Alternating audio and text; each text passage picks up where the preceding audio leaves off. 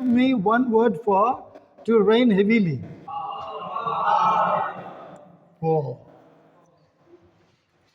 Another meaning of the word pour is to rain heavily. Give me an idiom.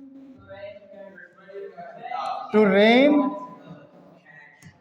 cats and dogs. For example, it's pouring, or it's raining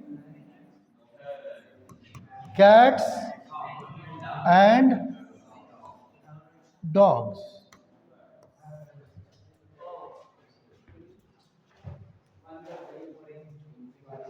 Any